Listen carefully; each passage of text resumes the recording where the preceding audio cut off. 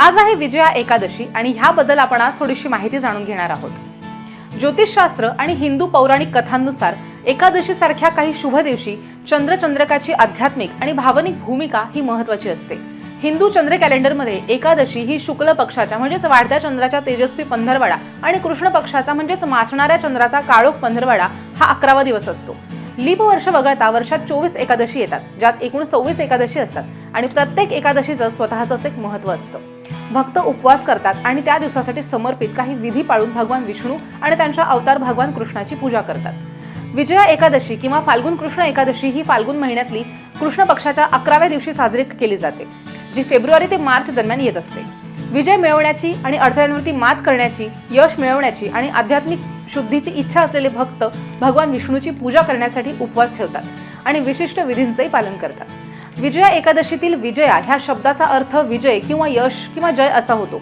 या दिवशी पूर्ण उपवास केल्यानं भक्तांना केवळ ह्या जन्मातच नाही तर पुढच्या जन्मात सुद्धा विजय आणि यश मिळवण्यासाठी मदत होते.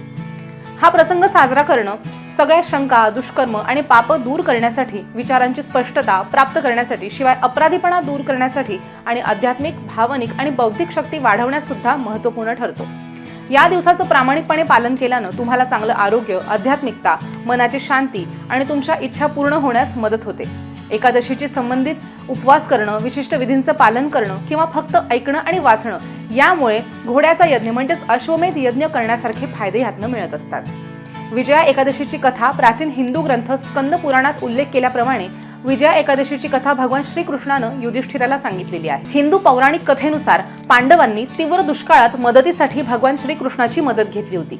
भगवान श्रीकृष्णानं अडथळ्यांवरती मात करण्यासाठी आणि कुठल्याही संकटांवरती विजय मिळवण्यासाठी हा दिवस पाळण्याचं महत्त्व सांगितलं.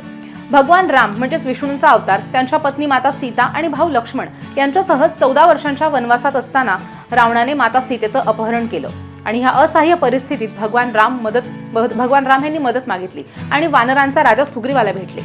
माता सीतेचा शोध घेण्यासाठी त्यांनी आपली वानर सेना दिली. जेव्हा भगवान राम, लक्ष्मण आणि वानरांची सेना लंकेच्या किनाऱ्यावरती पोहोचले तेव्हा त्यांना जाणवलं की समुद्र ओलांडणं कठीण आहे, जो खूप खोल आणि धोकादायकही होता, कारण की मगरींचं वास्तव्य त्यात होतं. लक्ष्मणाने महान ऋषी बकतलभ्य यांना भेटण्याचा सल्ला दिला, ज्यांचा आश्रम बेटाच्या जवळच होता. जेव्हा ते त्यांच्या आश्रमात गेले तेव्हा ऋषी बकतलभ्य यांना समजलं की भगवान राम हे दुसरे तिसरे कुणी नसून भगवान श्री विष्णू आहेत.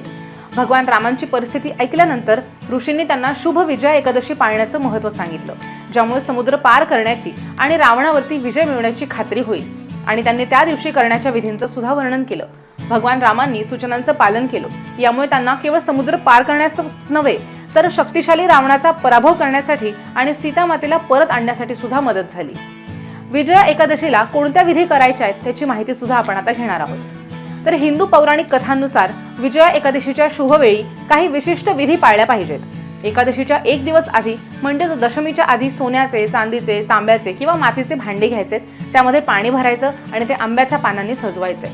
भांडे झाकून ठेवायचे आणि ते गहू, तांदूळ, बार्ली, मका, कुकणी, चणे किंवा वाटाणे या 7 धान्यांच्या ढिगाऱ्यावरती एका पवित्र ठिकाणी किंवा पूजास्थळी ठेवायचे. भांडे, हार चंदनाच्या पेस्टनं सजवायचे आणि त्यावर झाकणाच्या वरती नारळ, डाळिंब आणि बार्ली ठेवायचे. फुलं, दिवा, चंदनाची पेस्ट आणि नैवेद्य अर्पण करून भांड्याची पूजा करायची. झाकणाच्या वरच्या बाजूला भगवान विष्णूंची सोन्याची मूर्ती ठेवायची. रात्री भांड्याजवळ जागं राहायचंय. विजया एकादशीच्या पहाटे आंघोळ करायची आणि फुलांच्या माळांऐवजी नवीन माळा घाला आणि पुन्हा चंदनाची पेस्ट त्या ठिकाणी लावा. आदल्या दिवशीच्या पूजा विधींचं पालन करा आणि रात्री भांड्यांचं निरीक्षण करा. दुसऱ्या दिवशी म्हणजेच द्वादशीला ते भांडं नदीकाठी किंवा एखाद्या तलावावरती घेऊन जा आणि त्याची पूजा करा आणि ते ब्राह्मणाला अर्पण करा. अत्यंत भक्तीनं या विधींचं पालन करताना परमेश्वराची स्तुती करण्यासाठी गाणी म्हणा, जप करा. विजया एकादशीला व्रत ठेवण्याचे सुद्धा नियम आहेत. हिंदू पौराणिक कथेनुसार विजया एकादशीला उपवास करणं आणि विधींचं काटेकोरपणे पालन करणं हे शुभ प्रसंगाचे लाभ मिळवण्यासाठी अधिक महत्त्वाचं ठरतं. सकाळी लवकर आंघोळ करायची आहे. बीन्स, धान्य, कांदा, लसूण, अंडी, मांस आणि मासे हे खाणं टाळावं. त्या दिवशी प्राण्यांची हत्या करण्यासही मनाई आहे. एकादशी आणि द्वादशीला दिवसा झोपण्यास सुद्धा मनाई आहे. कुठल्याही फसव्या आणि कुठल्याही वाईट कार्यात सहभागी असलेल्या लोकांशी संवाद साधू नका. अशा कुठल्याही भेटींच्या बाबतीत शास्त्रांमध्ये सूर्याखाली उभं राहून आणि थेट सूर्याकडे पाहून स्वतःला शुद्ध करण्याचा सल्ला सुद्धा दिला गेलाय.